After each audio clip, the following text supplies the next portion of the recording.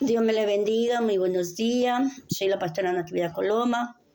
En esta hora voy a llevar la meditación de la palabra y tiene como tema la gracia de Dios.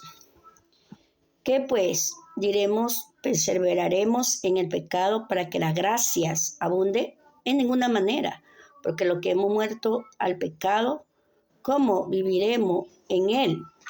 ¿Verdad? Es una pregunta y una respuesta que hace el apóstol Pablo.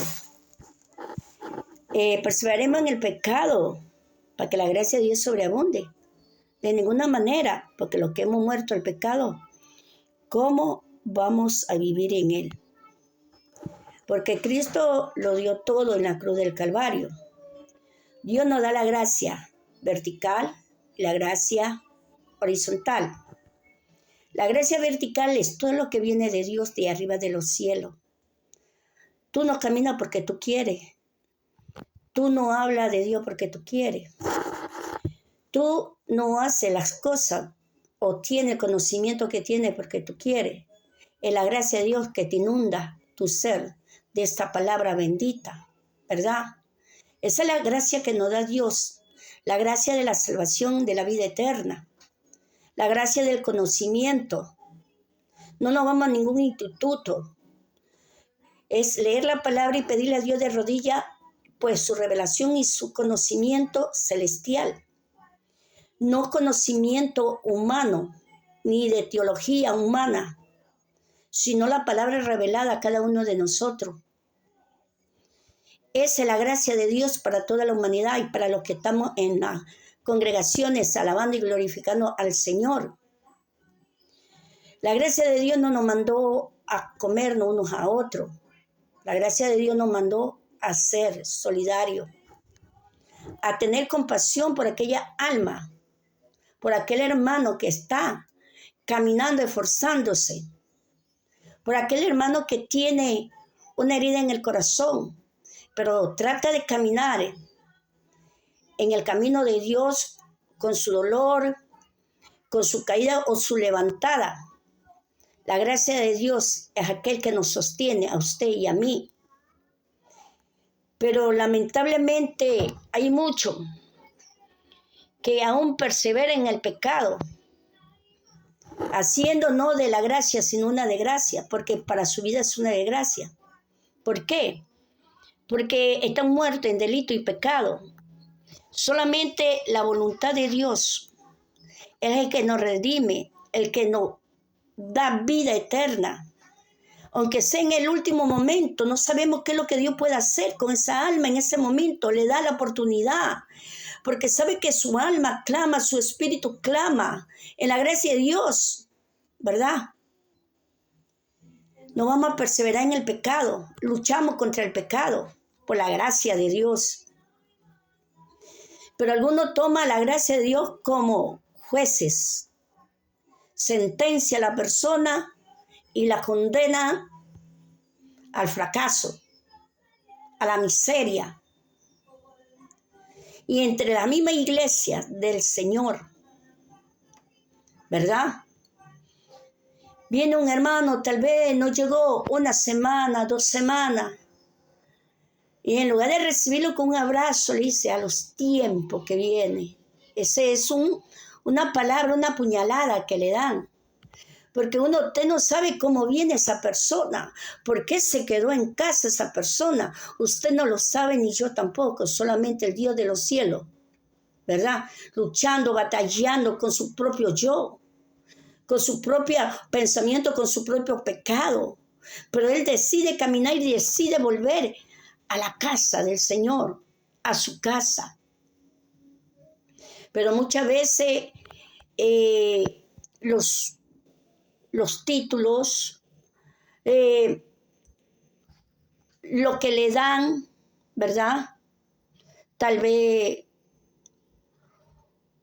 una acogida, tal vez un cargo, y ese cargo lo ensoberbece y perdió toda la humildad. En lugar de estar cada día buscando de Dios, estamos viendo el mínima falla de la persona. ¿Dónde está? esa gracia de Dios en la vida de cada uno de ustedes, de cada uno de nosotros, que tenemos que abrazar al hermano, tenemos que condolernos con él. Y si usted ve al hermano y que está con ese dolor y que tal vez está ahí batallando, luchando, póngase a orar y deje de criticar. Póngase a orar como hermano en Dios. La gracia de Dios es la que nos inunda nuestro corazón. Es el amor infinito que Dios nos ha dado a cada uno de nosotros. Somos humanos, fallamos, pecamos. Y nadie tiene que coger el dedo y señalar a nadie porque no está propenso a que caiga también. Porque dice la palabra, mire el que esté firme y no caiga, ¿verdad? De la gracia de Dios. Por eso muchos tal vez piensen, se hagan idea en sus mentes, lo que les traiga sus pensamientos humanos y no se dejan llevar por la gracia y esta palabra de Dios. No corrompa su corazón, porque tiene un cargo en la iglesia. No corrompa su corazón, porque tal vez tiene un don, tiene profecía. Pero ¿dónde está el amor? ¿Dónde está la gracia de Dios en su corazón? Yo puedo hablar mi lengua, puedo hablar, puedo danzar, pero ¿a dónde está la gracia de Dios en tu corazón? ¿Verdad? No vamos a perseverar en el pecado, para que la gracia de Dios sobreabunde, porque fuimos crucificados juntamente con Cristo.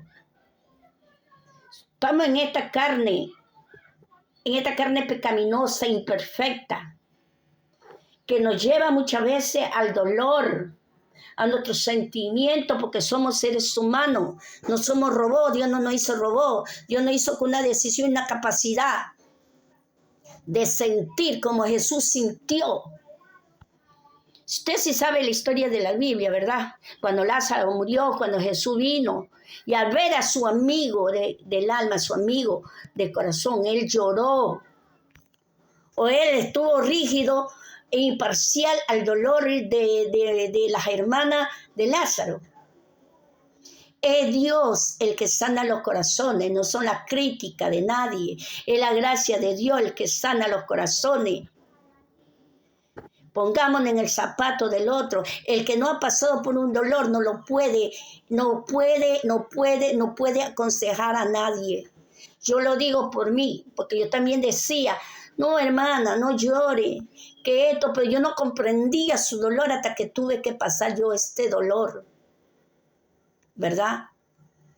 Porque este dolor que uno lleva no lo puede comprender el otro, solo Dios es el que comprende. Es el que sana, es el que levanta. Aunque el hombre lo quiere pisotear, aunque el hombre lo quiere ver en que esté en el mundo, pero más poderoso es mi Dios que ese diablo sucio que maquina sus mentes. Dice acá en Romanos 7:25 mismo, ¿verdad? Dice, gracias doy a Dios por Jesucristo Señor nuestro. Así que yo mismo con la mente sirvo a la ley, mas con la carne sirvo a la ley del pecado. Mire, le voy a leer otra vez. Gracias doy a Dios por Jesucristo Señor nuestro. Así que yo mismo con la mente sirvo a la ley de Dios, mas con la carne sirvo a la ley del pecado. Mire, nosotros podemos ser tal vez una persona no tan sometida, ¿verdad? Hay personas que son sometidas, Dios tiene palabra, tiene rema, pero se vive una doble vida. Pero hay personas que lo minimizan porque tal vez no tiene un don, no tiene un cargo, pero puede ser en secreto la persona más sometida en Dios, porque Dios es el que ve en secreto, ¿verdad? Y muchas veces nosotros opacamos a aquella persona que batalla, que lucha en su mente y en su alma para no servir a la ley del pecado, sino a la ley de Dios. Y tenemos que cogernos aquella gracia como hubo Bosí Bosé, un rey que quedó paralítico y no podía servir a la casa de los reyes. Se fue a un lugar, lo botaron a un lugar y vivió en un lugar que no tenía ni siquiera dónde comer. Estaba como un mendigo, como un andrajoso. Hasta que la gracia de Dios en David se acordó del pacto que tuvo con el papá de él, con Jonatán. Y lo trajo a la mesa del rey. Le dijo, come. Comerás ahora de la mesa del rey y vivirás aquí. Mire, él no pensaba eso. Pero nosotros, humanamente, no dejamos que la gracia de Dios llegue a nuestros corazones. Yo, en el nombre de Jesús, sé lo que estoy viviendo y sé la gracia de Dios en mi corazón. La gracia de Dios es para llenarnos, es para capacitarnos. Y las pruebas que pasamos es para poder nosotros aconsejar a otros, porque sin vivirlo no podemos aconsejarlo, porque no estamos en el zapato del otro, ¿verdad? Pero yo doy gracias a Dios que permitió estas pruebas, pero estoy segura, el 100%, que mis hijos son salvos y también mi yerno, y están en el paraíso, ¿sí saben? Y yo lucho y batallo y guerreo la buena batalla de la fe. No es fácil, pero tampoco difícil, porque tenemos al grande, al poderoso. Muchos no quieren ver caído, pero Dios no se lo permite. Muchos no quieren ver en el polvo, pero Dios no lo permite. Porque Dios sembró esta semilla en el corazón de la palabra, del amor de Dios. Asimismo, doy gracias a Dios por toda su bondad y por toda su misericordia. Nosotras, Dios hace gracia vertical, nosotros hacemos gracia horizontal. Por eso nosotros debemos amarnos unos a otros. Porque la palabra de Dios no es para combatir, no es para criticar, es para dar la buena nueva de salvación. ¿Está alguien tal vez abatido?